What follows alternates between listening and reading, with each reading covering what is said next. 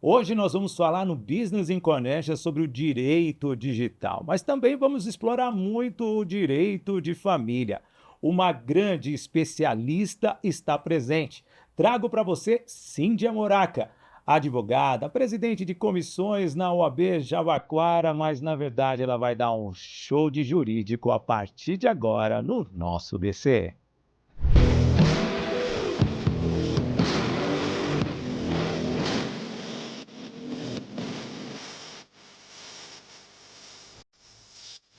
Alô, amigo, alô, amiga, seja bem-vindo, seja bem-vinda ao nosso Business in Connections de hoje. Que honra ter a sua presença aqui no canal Sidney Botelho. Já peço para você se inscrever, claro, também no nosso portal IG, no IG Play, e também nós estamos no canal do YouTube do IG, além do canal do podcast Business in Connections. Hoje vamos falar do direito. E você sabe, sempre quando vem um advogado aqui, muitas novidades jurídicas e talvez algo que você desconheça é desvendado. Então, já quero saudar essa grande amiga, Cíndia Moraca.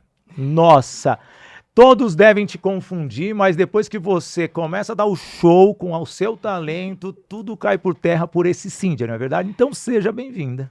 Obrigada, Sidney. Que honra estar aqui com você no Business in Connections. Fiquei sabendo que vocês têm aí para mais de 65 milhões de views nesse programa. Isso aqui é um sucesso total. Eu estou muito feliz e orgulhosa do seu convite. Muito obrigada por me receber. Sim, nós vivemos o mundo digital. Só aqui na apresentação nós estamos em todas as plataformas. Onde o direito digital entra?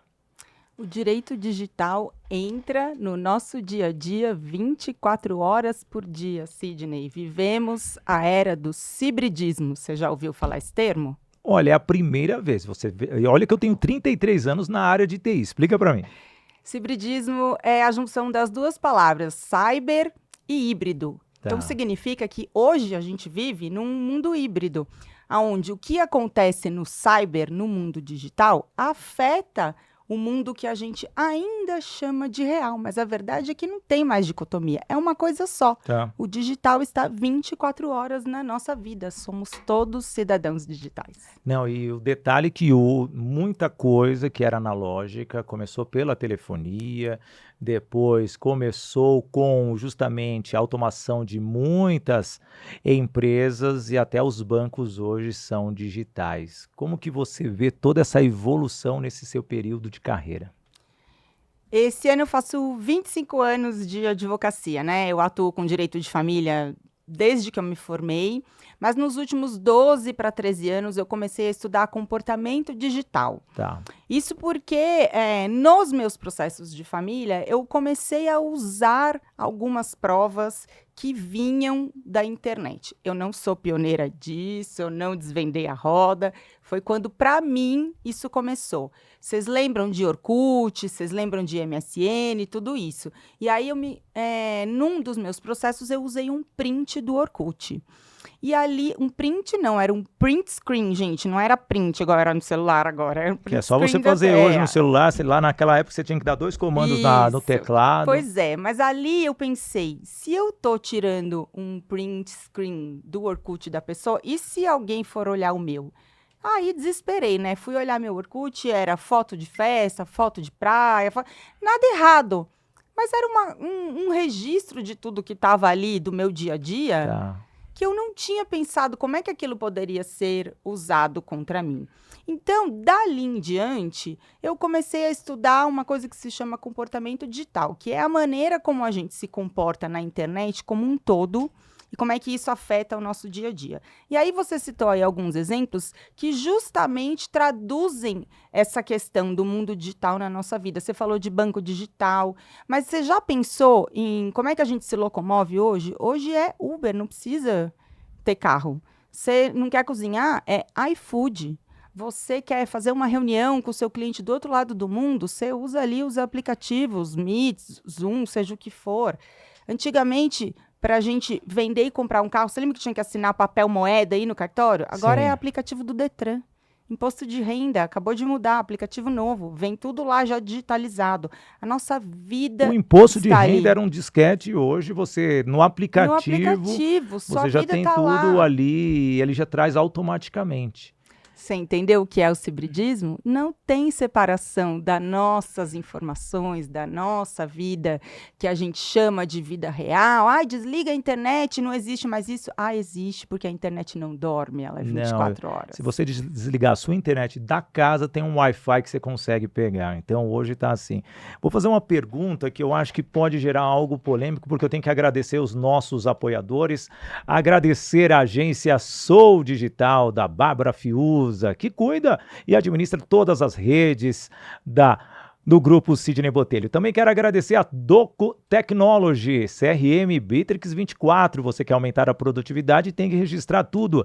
Também a Toye Produções e Eventos, produzindo os maiores eventos do Brasil, principalmente para você treinador e você palestrante. Tem a Unielas Marcas e Patentes. Registre a sua marca, porque pode vir alguém no digital aí, ó, e usurpar da sua marca. E também a Toye Treinamentos, levando o método Agir para a sua empresa, motivando o seu time. E além da Voice Training Escola de Oratória, formação de palestrantes, formando palestrantes, fazendo com que executivos levem o seu conhecimento para todos os clientes e a comunicação interna das empresas seja assertiva. Cíntia, deixa eu fazer uma pergunta. Nós falamos dessa digitalização. Por que os cartórios ainda não digitalizaram e não fazem que nem o Detran? Para nós não precisarmos mais lá reconhecer firma, temos aí o gov.br. Por que ainda Olha, essa coisa tão arcaica? estamos no caminho, sabe? O e-notariado está aí, os cartórios já estão se digitalizando. Hoje mesmo, antes de vir para cá, sem sair do meu escritório, a minha cliente morando em Londres, fizemos o inventário do pai dela e hoje assinamos com o cartório, via certificação digital, a certidão de inventariante. Então, acho que os cartórios estão caminhando para isso. Por outro lado, ontem mesmo eu tive que ir no cartório retirar uma escritura de casamento com averbação de divórcio. Então, eu tive que ir fisicamente. Mas acho que está caminhando para isso. Já temos algumas coisas acontecendo aí para facilitar a vida. Tem um prazo? Não tem.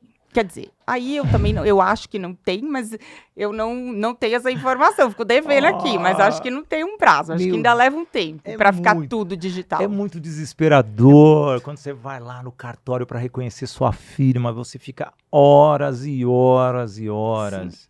Pois sabe? É algo que realmente incomoda todas as pessoas e poderia automatizar. Mas você falou aí de um inventário lá de Londres, e você trabalha muito o comportamento. Como que você vê os idosos nessa digitalização? Olha, que pergunta boa, viu? Nos últimos anos, Sidney, além do meu trabalho na advocacia propriamente, né, eu atuo no contencioso, na parte administrativa extrajudicial, eu também faço um trabalho com aulas e palestras na área de educação digital. Sim. E eu senti nos últimos, 2, 3 anos, a necessidade de inserir nesse conteúdo que eu levo às escolas, às empresas, aos escritórios, etarismo digital. Justamente essa questão da presença do idoso no mundo digital, como é que eles são vistos, como é que eles conseguem usar essas ferramentas e o que é que isso implica para essa população. A gente está falando aqui de 60 mais, né? 60 mais, 65 mais. Tem 2 dados importantes que eu queria falar. O primeiro, essa é a população que mais tem dificuldade de interpretar fake news, né? O povo que mais cai em golpe, que mais cai em notícia falsa. Mas, por outro lado, o digital trouxe um avanço para essa população, inclusive trazendo alguns prejuízos que a gente tem que analisar pela informação. Não é uma crítica, mas você sabia que o mundo digital aumentou o índice de IST, as doenças infecciosas sexuais, Sim. na população 60+, porque antes essa população vivia isolada.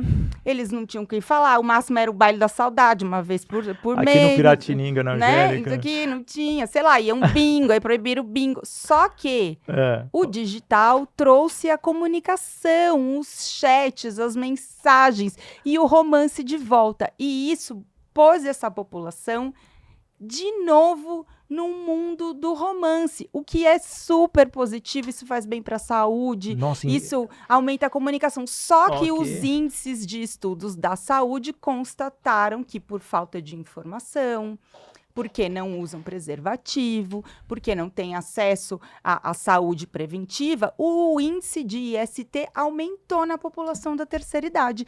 Muito, talvez, óbvio que são estudos que trazem estatísticas, eu não tenho essa comprovação para dizer foi por isso, mas o digital movimentou muito a vida sexual da terceira idade e causou aí esse problema que precisa ser cuidado. É a disrupção da sociedade também.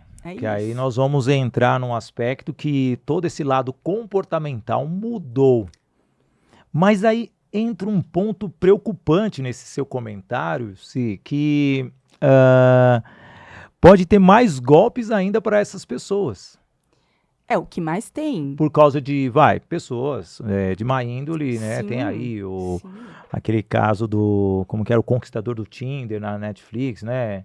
Aquele é um episódio de como isso é facilmente manipulável, Sim. mas a gente tem todo Diversos santo encontros, dia pessoas que acham que tá namorando com o Elon Musk, com o Brad Pitt. Gente, tem isso, é colocar no Google. Teve uma senhora Idosa perdeu milhares de reais porque namorava com o Brad Pitt. Tem muito Mas golpe teve um assim. que perdeu esses dias pelo Elon Musk e ela tava namorando sério e o Elon Musk tava sem dinheiro e pediu dinheiro para ela. É isso. Como que uma pessoa acredita numa coisa dessa? Você trabalhando como uma pessoa da lei e uma pessoa inteligente nessa parte de comportamento. Olha, mesmo sendo uma pessoa da lei, né? Eu sou advogada, então eu entendo das questões legais, jurídicas das coisas, mas a resposta para a sua pergunta não é sobre leis. Ela é uma questão de psicologia, de sociologia, de antropologia. As pessoas estão carentes, as pessoas estão sozinhas. A gente vive num mundo violento, num mundo preconceituoso, num mundo que não acolhe diversidade, que conforme vai se ficando mais velho, você vai se isolando, seja porque os acessos se tornam difíceis, seja porque você se torna um entrave para a própria sociedade, porque a sua família está vivendo na demanda do trabalho, nos próprios interesses, e ali tem uma população carente, precisando de atenção. A gente tem um índice de mulheres que sofrem violência doméstica crescendo exponencialmente no nosso país. Então, a gente também tem quantos lares aqui que são liderados por mulheres sozinhas, viúvas, separadas, divorciadas, que nunca se casaram. E essas pessoas querem companhia, então elas estão mais suscetíveis a serem manipuladas. E é isso, entende? É menos sobre lei e mais sobre a questão psicológica da coisa. E fazer um trabalho desse governamental somente com muita publicidade, mas aí entra naquela violência, que aí cai essa pessoa que está acompanhando de 60, já está ali perto da aposentadoria ou já está aposentado, fica assistindo aqueles programas criminais, sabe? Vê aquelas matérias lúdicas e programas que muitas vezes não são instrutivos. Deixando esse lado que a gente se estenderia, mas deixaríamos o digital de lado, como que está a justiça brasileira em relação aos golpes? E, aliás, digitais, que temos diversos. Aqui, pelo menos, já correu pelo menos uns 80 mil. Em primeiro lugar, assim, né? Eu não sou criminalista. Tá. Então, assim, tem muitas coisas que estão inseridas nesse mundo dos crimes digitais que eu não avanço no meu escritório, porque eu escolhi trabalhar no nicho da responsabilidade civil. Tá bom. Mas, respondendo a sua pergunta, acho a justiça brasileira despreparada, desinteressada, lenta E falta muito mecanismo, falta muito proatividade do judiciário, falta cobrar as grandes entidades, cobrar plataforma, cobrar bancos digitais.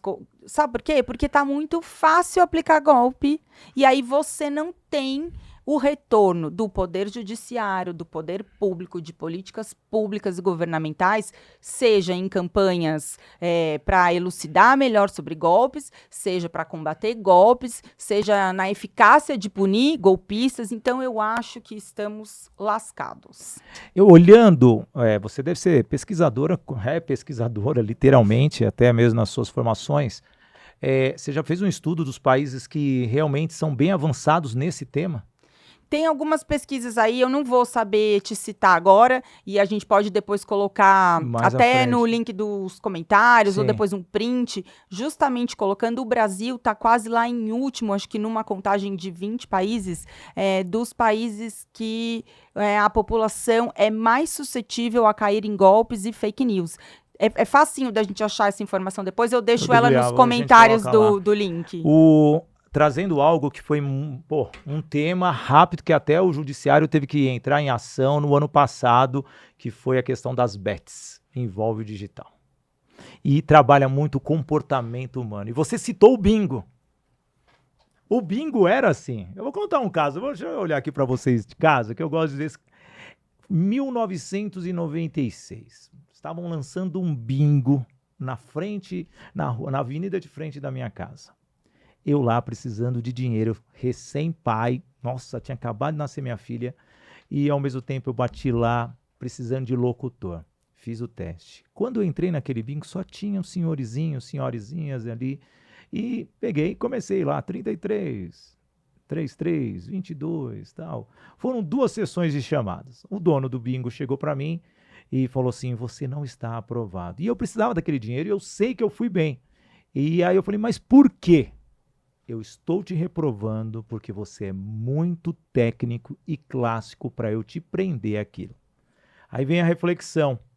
Saí de lá frustrado por não ter recebido a oportunidade de trabalhar para sustentar minha filha, mas dias depois eu percebi que aquilo só foi uma forma de me impedir de ficar lá e veio uma proposta de uma multinacional. Estou falando isso porque realmente aconteceu, já aproveitando os bingos. Achei que você ia entrar no bingo, ganhar 1 milhão, que você tinha ganhado, feito a tinquina, cartela cheia. Mas depois eu te conto fora do ar, que um dia um bingo me ajudou a ganhar um processo. Eu já ganhei R$500 no bingo uma vez, gente, eu gostava de ir no bingo. Meu irmão ganhava o 13º do time dele, da empresa. Olha. Ele ia lá com pouco dinheiro e ganhou 2 vezes, 2 anos consecutivos. Eu só ganhei uma vez. Mas foi muita sorte.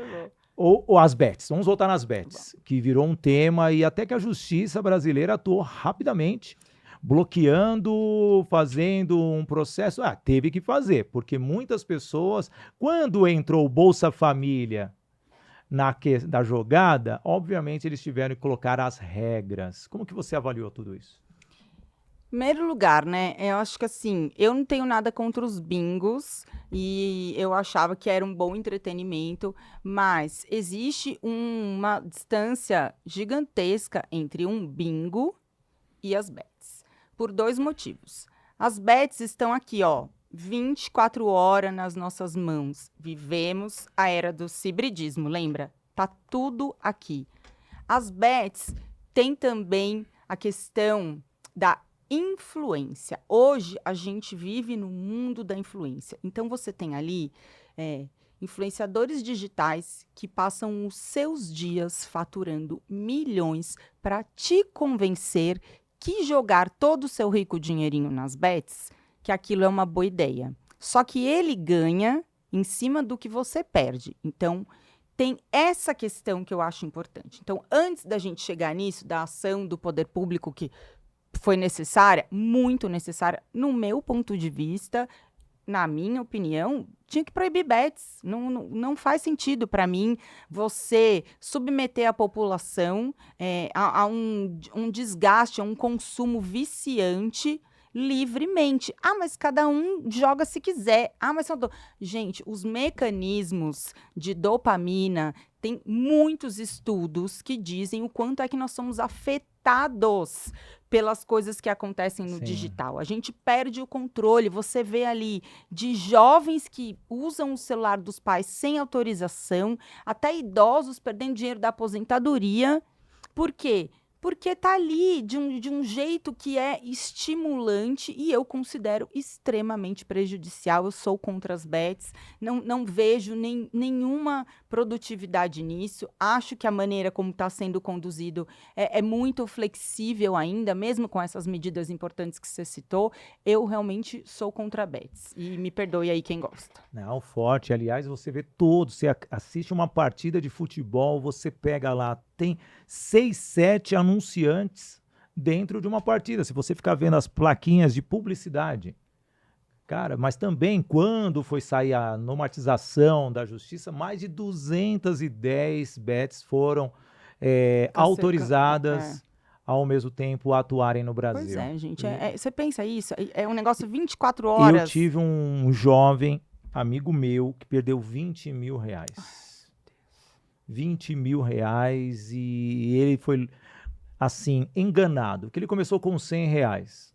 E ele conversando comigo, quando ele bateu 9 mil em uma odds, falei, cara, que você já não saca e para aí. Para. Mas é o mecanismo do gatilho, gatilho, não vai muito, né? para, você já ganhou de 100 mil, você tá com 9 mil, pega aí, vai fazer uma viagem. Não, Sidney, tranquilo. Um mês depois eu encontrei ele frustrado, chateado, tomando remédio. Eu falei, e aí, o que aconteceu? Perdi 20 mil reais que eu apostei errado. Cara, primeiramente, aí eu brinquei com ele, você não apostou no São Paulo não, né? Que é meu time de coração, que eu não aposto R$1 lá. Não, sim, eu apostei em um outro time. Mas, cara, você vê, numa situação dessa, a pessoa se prejudicou. Aonde afeta a família? Agora, olha a advogada familiar chegando aí, ó. Afeta a família integralmente, Sidney. Veja, você mexe primeiro com a estrutura emocional daquela pessoa que está jogando, se viciando, se tornando um dependente daquilo.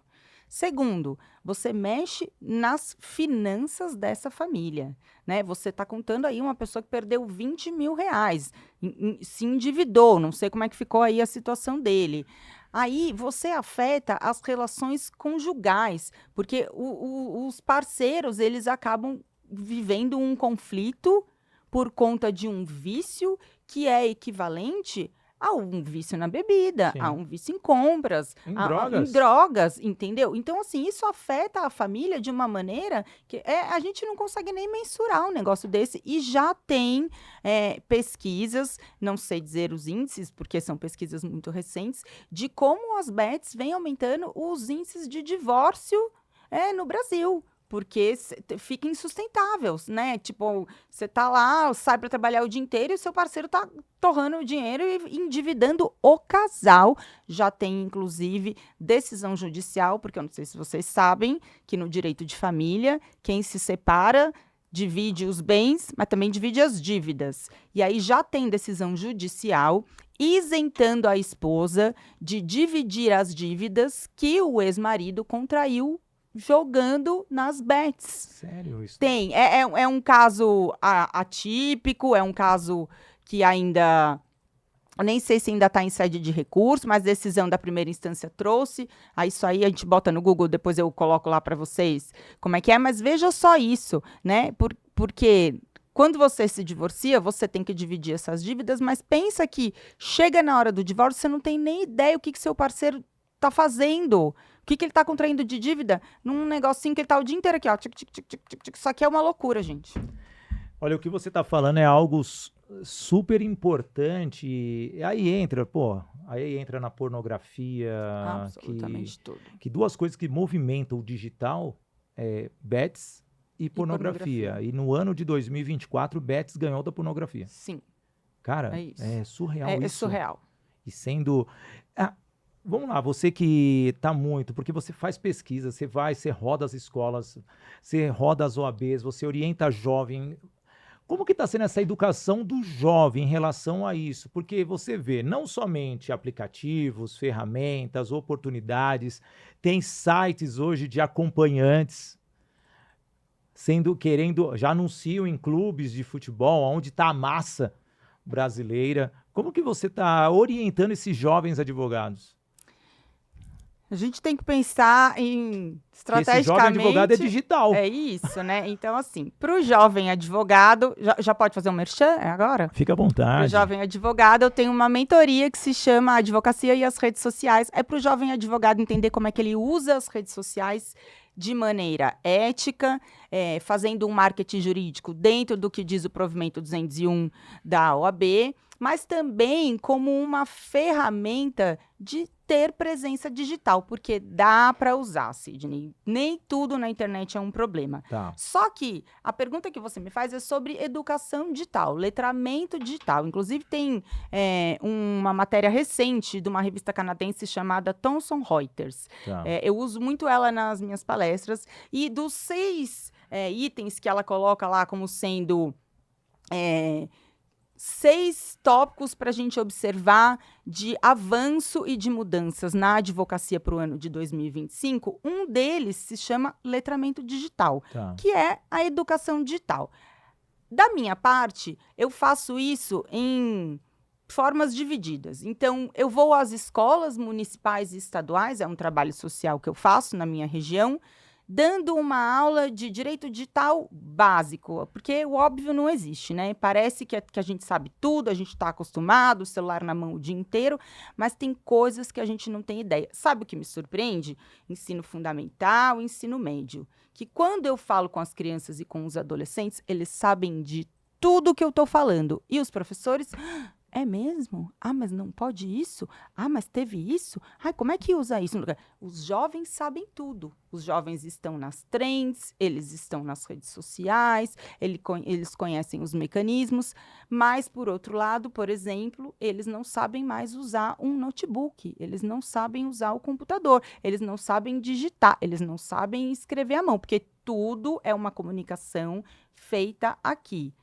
Fora isso, eu vou às faculdades e dou uma palestra, um treinamento, um workshop para o corpo docente no início do ano, porque também tem as questões agora de exposed, né? Esse termo muito comum, que é você tudo postar na internet. Só que o que acontece? Nos contratos das escolas e das faculdades, tem uma cláusula lá dizendo onde os pais autorizam ou não se pode usar a imagem da criança, onde o aluno autoriza ou não se pode usar sua imagem para publicidade, mas sabe o que não tem? Alô, escolas, faculdades? Doutora Cíndia Morax está aqui ao seu dispor para a gente revisar esses contratos, porque as escolas e faculdades, muitas ainda não colocam uma cláusula para proteger os direitos de imagem e de voz do professor. E aí a gente tem muitos episódios de professores sendo expostos indevidamente, porque na internet a gente não tem a dimensão do que um corte.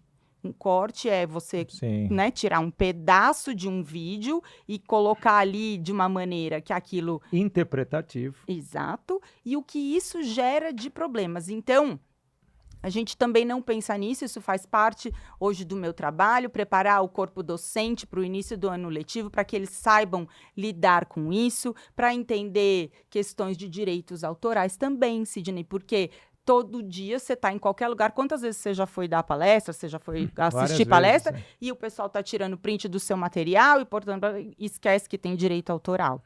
E, fora isso, tem a questão da própria advocacia, que eu faço essas mentorias, que eu tenho circulado a OAB de fato, falando de comunicação digital para os advogados, e também ao último nicho ali, que é a questão da terceira idade, que a gente falou anteriormente. Só que é muito difícil, Sidney, é muito. O seu desafio é muito gigante, principalmente porque você vai trabalhar várias camadas, são camadas que muitas vezes não quer investir, você vai precisar de apoio do terceiro setor e do órgão público.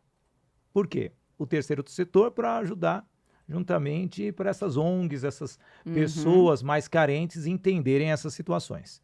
O professor como um todo, que o professor, infelizmente, no Brasil, ele está mais preocupado pelo seu salário E, desculpa, mas mesmo assim, ele pode estar preocupado com o salário, mas ele poderia hoje, com tantas oportunidades no digital, levar conhecimento também. Não é uma zona de conforto, mas é uma passividade nessa questão, sabe? Então eu entro nesse ponto também porque o professor não precisa de oratória, O professor precisa de oratória, de didática, sabe? né? Tem que Técnicas, estar atualizado e interpretação. tudo. E Mas você é um sabe choque que... quando você oferece. Eu estou trazendo Não, isso porque é a mesma coisa você leva conhecimento como eu levo. E do nada, não, oratória não, só vou ali dar aula para crianças. As crianças estão dando um baile. Um baile. Eu amo dar aula para criança, Sidney. Eu amo porque eles são os mais atualizados de todos os assuntos. Eles sabem tudo do que eu estou falando. Eles não comem bola com coisas bobas. Mas sabe uma coisa que a gente, às vezes, vai muito além pensando em combater crimes digitais, em ensinar sobre cuidado com o link, não vai cair num e-mail de phishing. Só que a gente não ensina coisas básicas, por exemplo, que é coloque o seu nome no seu WhatsApp no lugar onde está escrito o nome. Você abre lá seu WhatsApp. Vai lá agora, você. Abre lá seu WhatsApp, configurações, aí aparece lá, né? Nome. Ali no nome, é para você pôr o quê? Nome. É para colocar o hino do seu time? É para colocar salmos? É para colocar emoji? Não, porque quando você está falando com alguém, é aquilo que aparece lá. Todo dia eu recebo e-mail de um monte de florzinha. E-mail não, né? Mensagem. Florzinha. O Senhor é fiel. Não sei com quem eu estou falando. Então, assim, isso é educação digital. Coloque seu nome certinho ali no seu WhatsApp, especialmente se você vai usar para trabalhar. A outra coisa, o e-mail que você usa, gente, o e-mail é seu RG digital. Não Hoje adianta fazer um e-mail sim de gatinha 2025. Pega bem eu mandar e-mail para o meu cliente assim, mas eu recebo vários, gente. Vocês não têm noção dos e-mails. Eu tenho uma lista, eu tenho um portfólio que eu uso nas palestras de e-mails bizarros que eu já recebi. O nosso técnico aqui, o Gabriel, ele é conhecido no e-mail dele do Gmail, gabigarotodobras@gmail. Achei bonito. Registra essa marca, Gabi Garoto do Brasa, né? Ó, Vamos gostei. ver se alguém vai mandar esse e-mail pro Gabi. Vamos mandar esse e-mail pro Gabi, gente. Olha lá, achei bonito. Mas a gente ri porque é muito divertido. Mas, gente, eu tenho colegas advogados que mandam um e-mail e vem assim, doutortiti, @, nananã. Eu sei que é o apelidinho dele de infância, que ele é conhecido por isso ali, mas você está tratando com o patrono da outra parte. O nosso e-mail hoje, ele é cedido para o cartório, para você receber o link da audiência. Aí o cartório tem que digitar lá, doutor Titi. Fica bom? E-mail, seu RG digital. Mas Cíndia, eu não tinha outro, porque meu nome é José da Silva. José.da.silva, Silva.josé. Inventa um e-mail legível, audível e digitável. Né? Sensacional. E olha só, deixa eu falar. Nossa, como tá gostoso esse bate-papo hoje. Vamos falar da Voice Train, Escola de Oratória, Formação de Palestrantes? Isso mesmo. Olha só, QR Code na tela. Olha, você vê como a Cíndia Moraca fala bem. Ela é advogada, ela é palestrante, ela é pesquisadora. Com certeza, ela aprimorou a comunicação. Ou seja, para você palestrar, para você fazer boas negociações, para você ter uma oratória perfeita, você precisa ter técnicas. E o COP serve para isso. Comunicação, oratória, palestra e interpretação. É o treinamento da Voice Training para você. Então, você que quer ser palestrante, você que quer ser treinador, QR Code na tela para você marcar uma sessão experimental para aprender técnicas que vão fazer você faturar muito com o seu conhecimento. Voice Training, uma forma nova de se comunicar. Cíndia, tema do filme da série Adolescência, Netflix. Você assistiu? Vocês assistiram? Eu assisti meio... Quantas vezes? Eu assisti meio picado, eu assisti meio pulando, porque eu achei pesadíssimo. Eu sou uma pessoa emocionalmente que se abala fácil. Uma série pesada, uma série muito importante, porque o jovem está cada dia mais sujeito a influências do mundo digital e a gente não sabe o que estamos construindo aí para nossos adolescentes. Sidney, que série difícil. Eu assisti a série, psicologicamente é forte demais. Eu trabalho comportamento humano, sou avô, sou pai, meus filhos já são adultos, mesmo com 48 anos, então eu sempre tive essa presença digital, principalmente por causa das minhas carreiras. Mas quando eu vi a comunicação daqueles jovens, eu vou dizer para vocês, pais, e olha que eu vivo o mundo de rádio, TV e internet há 27 anos. Cara, é tudo novo. Você, pai, se você não estiver presente. Eu vou trazer aqui um exemplo. Teve a festa debutante da minha sobrinha. Num almoço para definir o roteiro, a gente estava ali. E ela me contou todos os gêneros que nós temos hoje, de sexualidade, gêneros homem, mulher, trans. Ela me contou todos, que nem na palestra da doutora Carol eu consegui decorar tudo. Então, nós estamos falando de uma jovem de 15 anos. Isso é o básico, fora as mensagens, que elas são abreviadas. Como que você está vendo isso? Duas coisas para eu pontuar aqui importantes sobre isso que você falou, porque é realmente assustador.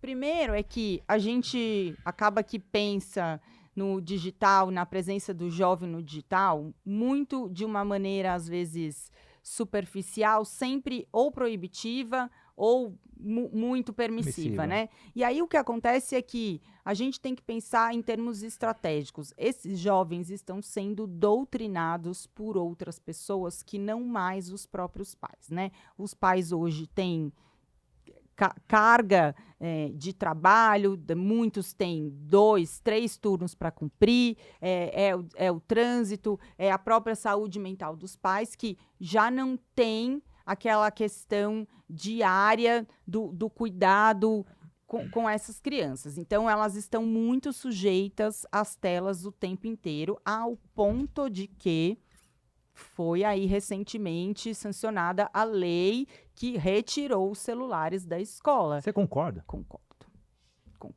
Fui resistente quando li o projeto de lei. Falei, imagina, mas o celular é ferramenta. Quando a população não tem mais controle da negatividade de um comportamento, é obrigação do poder público agir, e acho que agiu corretamente, porque em 3 meses, Sidney, as crianças voltaram a socializar, voltaram a desenhar, voltaram a fazer brincadeiras lúdicas, a descobrir livros, entende? Então, assim, acho justo. Mas, por exemplo, você citou a série Adolescência, e eu queria citar a série Nenhum de Nós Está Mentindo, da Netflix, 1ª temporada. Tá. Eu queria que vocês, pais, tenham paciência, porque é uma série de adolescentes. Então, o começo parece um pouquinho cansativo e tudo, mas eu queria que vocês prestassem atenção num detalhe. Nesta série, um crime foi cometido. E eu queria que vocês observassem onde foi planejado e por quê. Não darei spoiler, vocês vão ter que assistir. Ali, responde absolutamente a sua pergunta sobre o que eu vejo dos jovens inseridos nesse mundo digital. Eu, que estou há 13 anos estudando comportamento digital, fiquei embasbacada no último capítulo, quando eu descobri o que é que tinha acontecido ali. Eu falei, nunca eu teria pensado. E a outra coisa que eu falei, que queria citar, é um comportamento chamado grooming, que eu acho que vocês já devem ter ouvido esse termo, que é o aliciamento de menores nas redes sociais. Tanto para milícias de pedofilia, que eu acho que certamente é um negócio mais grave, mas para diversos outros golpes, né? Esses bandidos digitais fazem esse grooming de modo que, às vezes, eles pegam os dados do cartão de crédito dos pais da criança, eles pegam o endereço. Tem um caso de 2018 de Santa Catarina, em que um bando sequestrou uma criança com base exclusivamente no que a família postava no Facebook. Então, a família postava a criança indo para a escola, quem ia buscar, quem ia levar. E os bandidos falaram assim, A gente nem saiu de casa, a gente ficou acompanhando aqui o Facebook, chegamos lá, sequestramos uma criança, pedimos resgate. Deu tudo certo, a criança foi recuperada. Mas vocês entendem que... Então, eu falei de como os jovens estão soltos, eu falei do grooming, que é o aliciamento, mas eu destaco o sharenting. Tá. Essas palavras em inglês, gente, infelizmente, a gente não tem termos bons em português para traduzir isso, e elas acabam que circulam nas redes dessa maneira, então eu repito aqui, mas o sharenting é a junção de duas palavras, share, compartilhar, e parenting, parentalidade. Então, o excesso de exposição dos seus próprios filhos nas redes que os tornam vítimas de N coisas.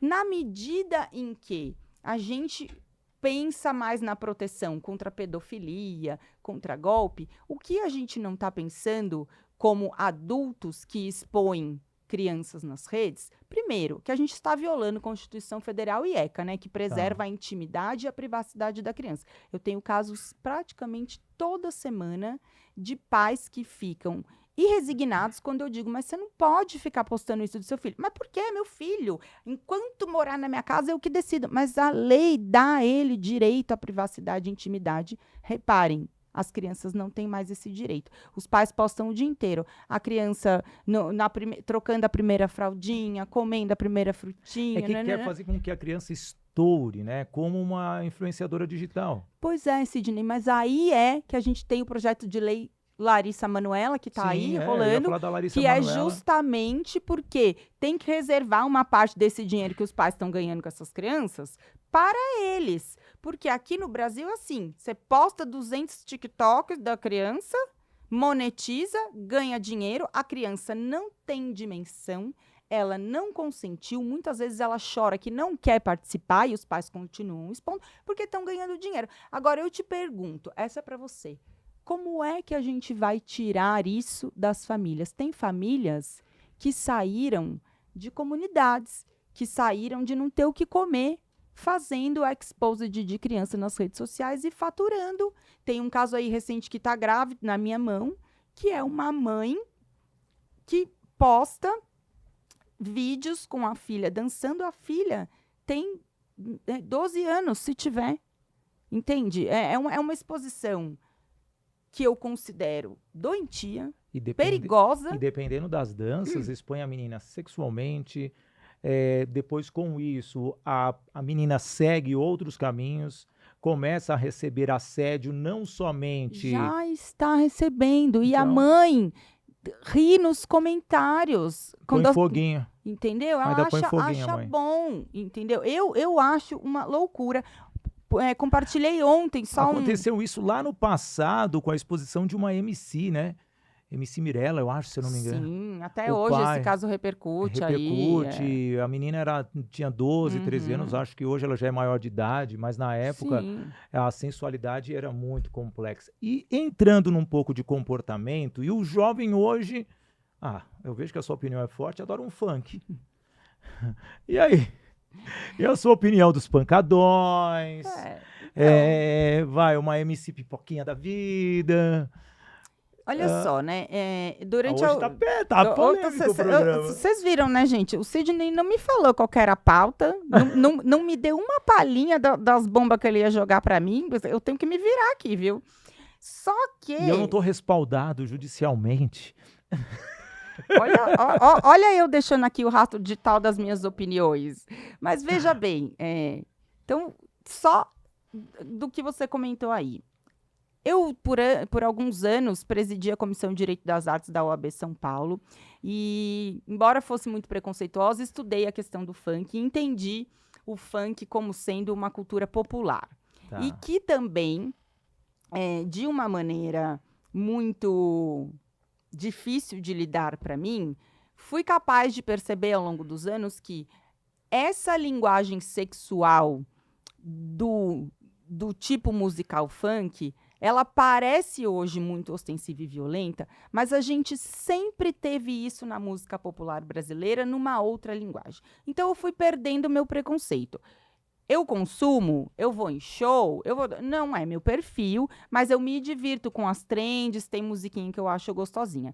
Dito isso, MC Pipoquinha, eu sou absolutamente contra. Aquilo pra mim é um show de conteúdo sexual. Sim. Aquilo não é sobre funk, entende? E aquilo tá influenciando crianças e adolescentes de uma maneira que eu considero doida, tá? E é nova. Você trouxe um tema aí muito interessante, né? A comparação das músicas antigas, né?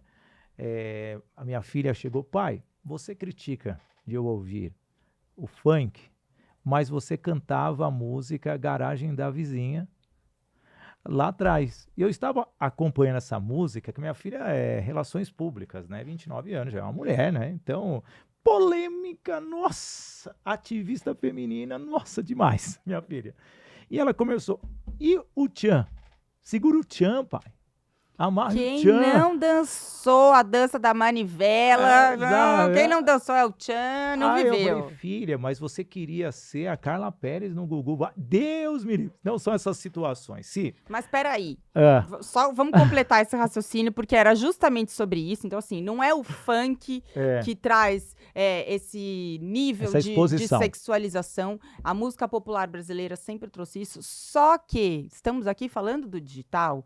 Então, a era do hibridismo é que deu amplitude a isso. Sabe por quê? Porque antes, as famílias que não queriam que as crianças cantassem essas músicas, que não dançassem essas músicas, elas tinham controle disso. Hoje em dia, qualquer 10 minutos no seu celular, uma criança, um adolescente será submetido a essas músicas, porque elas tocam o dia inteiro nas trends. Sim. Não temos controle da linguagem que as nossas crianças, os nossos jovens estão usando. Você falou em algum momento, e eu não comentei, sobre a questão de escrever tudo abreviado. É isso, gente. Não, a gente não tem controle. Essa é a preocupação que a gente precisa ter na era do hibridismo. É entender que o digital é a nossa vida agora. A gente não vive mais separado. Então quando chegar em casa eu não vou deixar ouvir. Mas ouvir o dia inteiro. Os pais não estão 24 horas por dia com os filhos. Se estamos caminhando para o final, você que é uma pessoa maravilhosa, um conhecimento, vocês percebem que quando vem um advogado, uma advogada aqui, eu não fico com essa questão de doutor não, né? Porque eu tenho muita liberdade com eles. E eu vou pedir para você deixar um recadinho para todas as pessoas. Você pode falar com quem você quiser, um recadinho para transformar a mente dessas pessoas num digital mais consciente. O meu recado é: conheçam o termo rastro digital. Rastro digital é o conjunto das informações que podem ser obtidas sobre nós, analisando o que a gente faz nas redes sociais, na internet, nos aplicativos. Tudo isso diz respeito às nossas filosofias, às nossas ideologias. Tudo isso deixa registros que vão ser usados ao nosso favor e contra nós. O nosso comportamento digital hoje é importante para você ser contratado, mas também pode fazer você ser demitido. E mais do que isso, tudo que a gente está acumulando de informações digital constroem a nossa reputação digital e serão a nossa herança digital. Você já planejou o que fazer com as suas redes sociais se amanhã você não estiver mais aqui? Alguém da família apaga. Não apaga não, porque as plataformas não permitem, só com pedido judicial. Mas você já pensou que a sua família pode, então, entrar na justiça, pedir para pegar lá, quero pegar as fotos que ela deixou no Facebook. Mas no Facebook, quantas conversas que você tem com estranhos que a sua família não conhece, talvez conversas íntimas? Então lembre-se, estamos deixando um rastro digital. Tudo que a gente come está registrado lá no iFood. Você já pensou que daqui em diante o plano de saúde pode não querer aceitar você como cliente, porque fala, olha a alimentação dessa pessoa, isso aqui vai morrer de diabetes e hipertensão? Você já pensou em todas as corridas que estão no seu Uber, que dá para saber onde você está diariamente? Você já pensou em todos os dados que você está deixando? Rastro digital, gente. Entendam o conceito de reputação digital e saibam, nós estamos sendo vistos. Que aula! E, aliás, só completando, por que o Spotify coloca as músicas que você mais ouviu no ano, no final do ano? E por que o iFood não coloca ali os restaurantes o seu pedido? Alguma coisa tem.